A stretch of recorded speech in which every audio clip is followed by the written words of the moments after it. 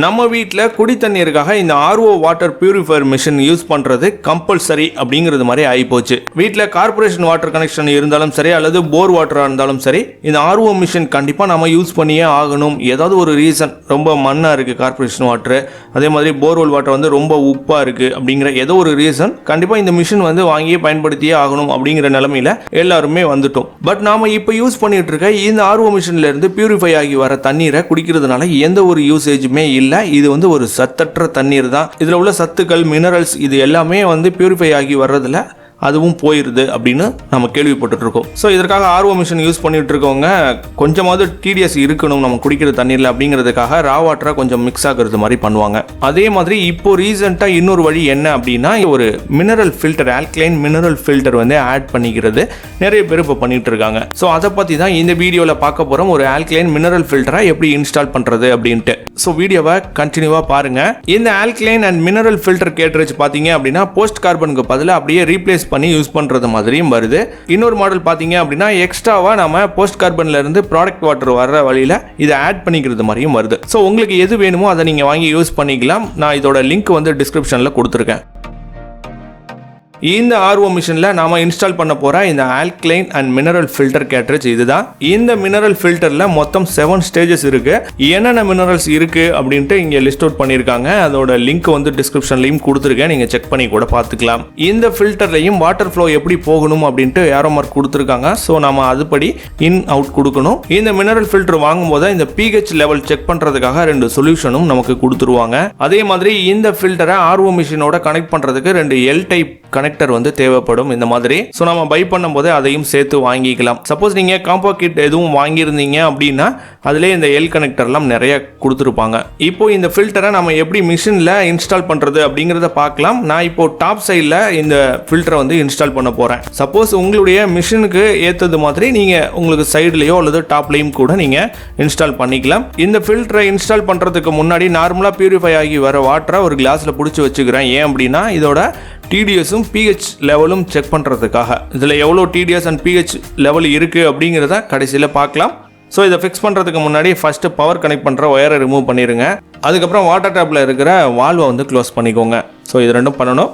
இந்த ஃபில்டரை இன்ஸ்டால் பண்ணுறதுக்கு கண்டிப்பாக நம்ம ஹோல்ட் பண்ணி ஆகணும். உங்ககிட்ட டேக் இருந்துச்சு அப்படின்னா இந்த இடத்துல 2 ஹோல் போட்டு நீங்கள் டேகை வெளியில் எடுத்து இந்த ஃபில்டரை வச்சு நல்லா ஆடாமல் ஃபிக்ஸ் பண்ணிக்கலாம். அதே மாதிரி இன் அவுட் எந்த சைடில் இருக்கணும் அப்படிங்கிறத நீங்கள் கவனிச்சுக்கோங்க. ஏரோ மார்க் போட்டிருப்பாங்க. போஸ்ட் கார்பன்லேருந்து வர அவுட் வந்து இதில் வந்து இன்னில் இருக்கணும். அதே மாதிரி இதிலேருந்து வர அவுட் வந்து டைரெக்டாக ப்ராடக்ட் வாட்டர் டேங்குக்கு போகும். ஸோ நான் சொன்னது மாதிரியே டேக் போடுறதுக்காக 2 ஹோல் போட்டுக்கிட்டேன். உங்ககிட்ட டேக் இல்லைன்னா கூட பரவாயில்ல, கட்டுக்கம்பி இந்த மாதிரி ஏதாவது இருந்துச்சு அப்படின்னா நல்லா டைட் பண்ணிக்கலாம்.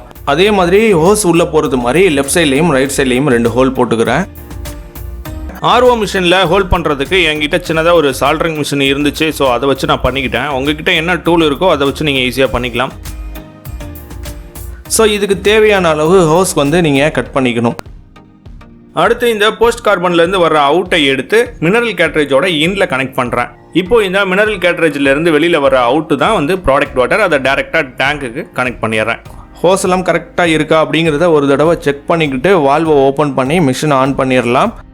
இந்த ஃபில்டருக்குள்ளே பார்த்தீங்க அப்படின்னா வாட்டர் வந்து என்ட்ரி ஆகுது, கொஞ்சம் கொஞ்சமாக ஃபில் ஆகுது.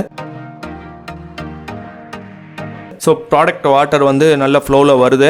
ஆர்ஓ மிஷினில் இன்னர் ஃபில்டர்ஸ் வந்து நம்ம புதுசாக சேஞ்ச் பண்ணோம் அப்படின்னா இந்த ஃபஸ்ட்டு ஜெனரேட் ஆகிற ஒரு டேங்கை வந்து காலி பண்ணிட சொல்லுவாங்க, குடிக்க வேணாம் அப்படின்ட்டு. ஸோ வேறு பர்பஸுக்கு நம்ம யூஸ் பண்ணிக்கலாம். இந்த ஃபில்டர் நம்ம இப்போ சேஞ்ச் பண்ணதுனால கொஞ்சம் தண்ணியை விட்டுட்டு அதுக்கப்புறம் இதை பிடிச்சி வச்சுருக்கேன். இதோட டிடிஎஸ் அண்ட் பிஹெச் லெவல் எப்படி இருக்குது அப்படிங்கிறத செக் பண்ணுறதுக்காக.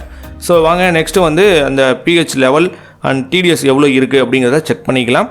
ஸோ இந்த கிளாஸில் இருக்கிற வாட்டர் பார்த்தீங்க அப்படின்னா இந்த ஆல்கலைன் அண்ட் மினரல் ஃபில்டர் வந்து இன்ஸ்டால் பண்ணுறதுக்கு முன்னாடி நார்மலாக பியூரிஃபை ஆன வாட்டர். இந்த கிளாஸில் இருக்கிறது இந்த ஆல்கலைன் ஃபில்டர் வந்து இன்ஸ்டால் பண்ணதுக்கப்புறம் பியூரிஃபை ஆன வாட்டர். ஸோ இதில் டிடிஎஸ் எவ்வளோ இருக்குது அப்படின்ட்டு இப்போ பார்த்துடலாம். ஸோ இதில் டிடிஎஸ் லெவல் பார்த்தீங்க அப்படின்னா 29 இருக்குது.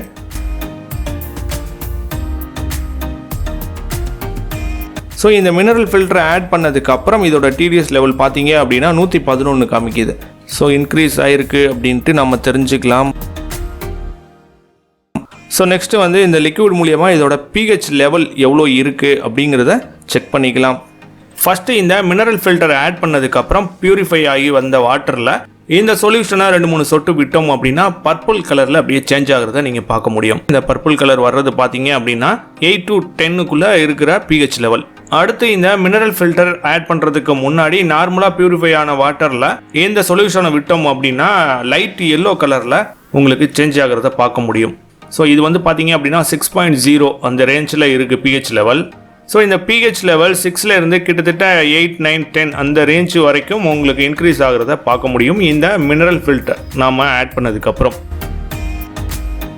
ஸோ உங்களுக்கு இந்த ஆல்கலைன் ஃபில்டர் வேணும் அப்படின்னு நினச்சிங்க அப்படின்னா டிஸ்கிரிப்ஷனில் லிங்க் கொடுத்துருக்கேன், கிளிக் பண்ணி பை பண்ணிக்கோங்க.